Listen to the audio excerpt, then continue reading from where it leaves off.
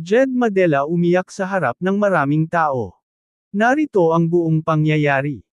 Galit na galit ang dating manager ni Jed Madela na si Annie Mercado, matapos umabot sa kanya ang bagong release na kanta ng kapamilya singer.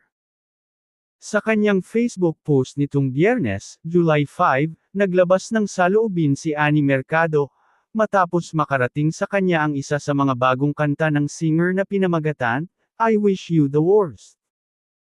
Tila na-trigger ang dating manager sa lyrics ng naturang kanta dahil ito raw ay patama sa kanila ni Jed. Kwento ni Annie, minahal at tinanggap raw niya bilang isang pamilya ang kapamilya singer. Panimula ng dating manager ni Jed, Aniya, so I'm doing my business and moving on with my life of positivity, joy and peace and tried to ignore pesky flies. But a friend sent me a song. Once and for all, I'm putting an end to this. Since he went public via a song, I am no longer going to keep quiet about this person. I'm naming him, don't worry.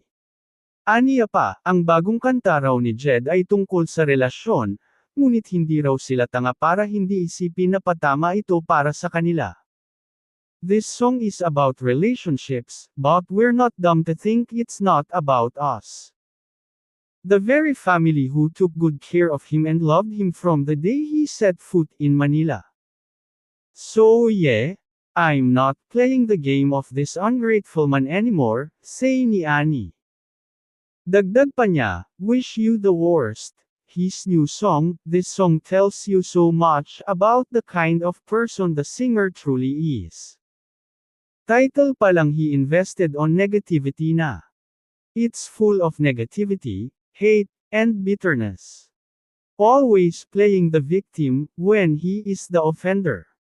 Aniya, palagi raw mag-feeling victim at magparinig si Jed. Sa comment section ay inilahad rin ni Annie, na lagpas na sa 2 dekada silang magkasama ni Jed at kilala niya ito mula noong bata pa.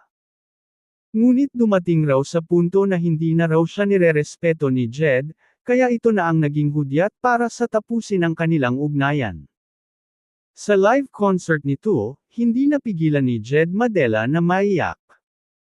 Kitang-kita sa video, na tila pinipigilan ng singer ang sarili.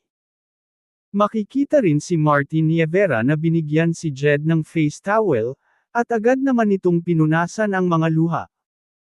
Sa ngayon, ay wala pa talagang kumpirmasyon, kung ano talaga ang nangyari, sa pagitan nila ng kanyang dating manager na si Annie Mercado.